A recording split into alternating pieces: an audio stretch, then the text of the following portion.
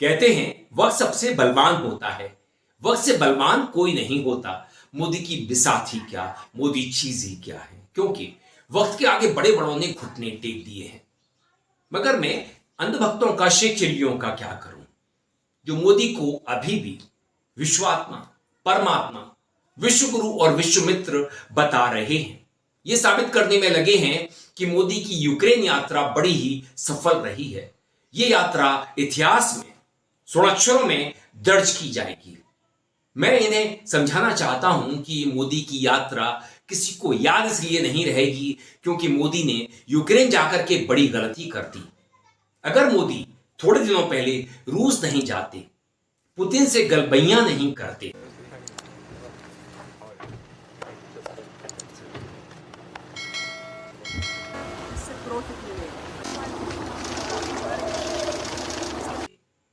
Putin को गले नहीं लगाते, पुतिन के गले नहीं पड़ते और यूक्रेन जाते, जेलेंस्की के साथ खड़े दिखाई देते, उन्हें ढांढस बंधाते, कहते हम रूस के साथ नहीं हैं, हम इस मामले में, रूस जिस तरह से यूक्रेन को मिटाने में लगा है, बर्बाद करने में लगा है, यहां के बच्चों और महिलाओं को, बुजुर्गों तक को नहीं छोड़ रहा है, उनकी जिंदगी ले रहा है, उन्हें मौत दे रहा है, महिलाओं के साथ बलात्कार किया जा रहा है, तब यह यात्रा स्वर्णाक्षरों में लिखी जाती।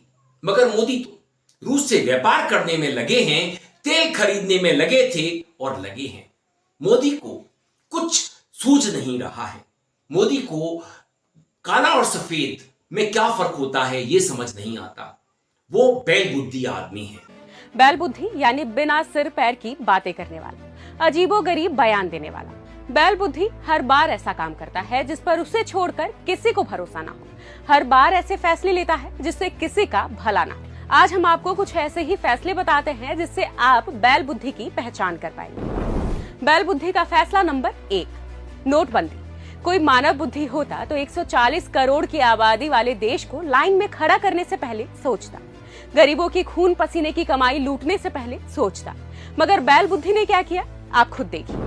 8 नवंबर 2016 की रात्रि को 12 बजे से वर्तमान में जारी 500 रुपए और 1000 रुपए के करेंसी नोट लीगल टेंडर नहीं रहेंगे, यानी ये मुद्राएं कानूनन अमान्य होगी। बैल बुद्धि फैसला नंबर 2, जीएसटी। अब कोई भी मानव बुद्धि वाला व्यक्ति प्रधानमंत्री होता तो उसे पता होता कि जीएसटी की जटिल व्यवस्था से छोटे उद्योग बंद हो जाएंगे, असंगठित क्षेत्र तहस नहस हो जाएगा, लाखों की संख्या में लोग बेरोजगार हो जाएंगे। मगर बैल बुद्धि ने क्या किया, देखिए। तो 1-2 दिन तो आंख ऊपर नीचे करके एडजस्ट करना पड़ता है, ये बस इतना ही है।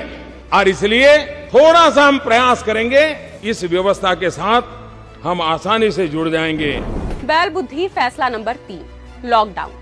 जब कोरोना को लेकर ज्यादा से ज्यादा सतर्क रहने की जरूरत थी, उस वक्त कोई भी मानव बुद्धि वाला व्यक्ति प्रधानमंत्री रहता तो वो सबसे पहले स्वास्थ्य व्यवस्थाओं को मजबूत करता, उसके घरों तक पहुंचने की व्यवस्था करता।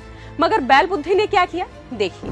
आज रात 12 बजे से पूरे देश में, ध्यान से सुनिए, पूरे देश में आज रात 12 बजे से संपूर्ण देश में संपूर्ण लॉकडाउन होने जा रहा है।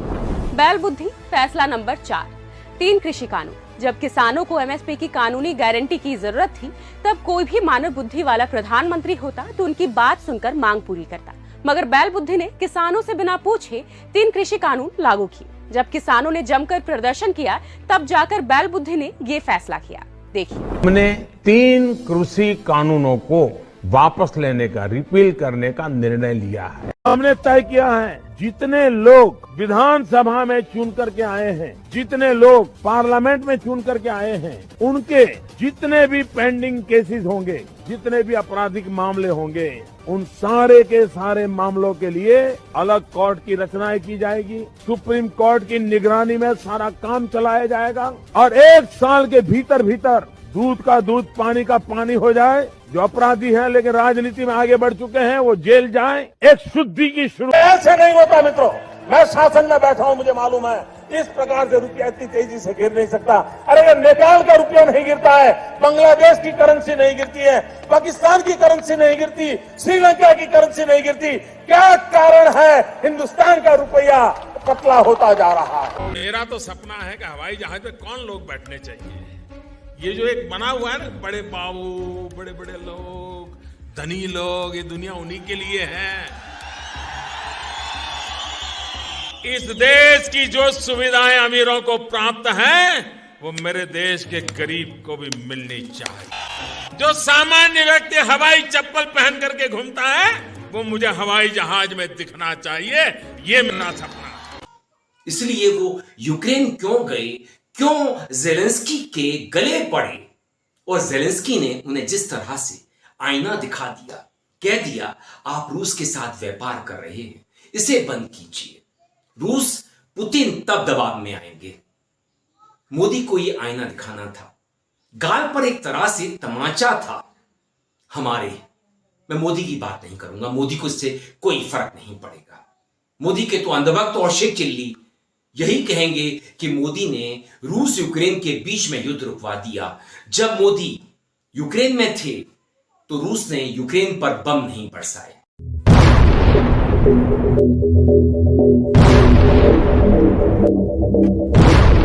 सरासर झूठ।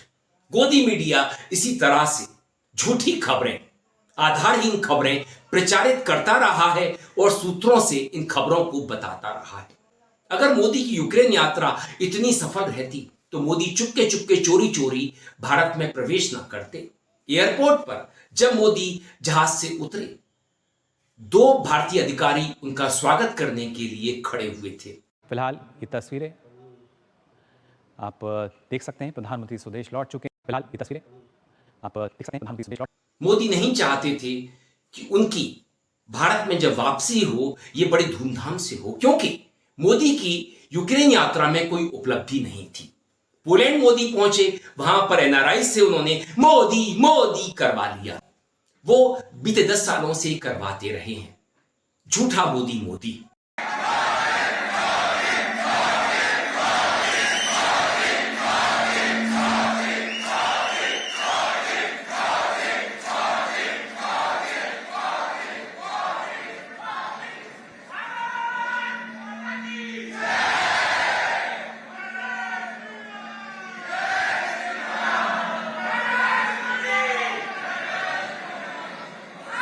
भारत माता की, भारत माता की नमस्कार।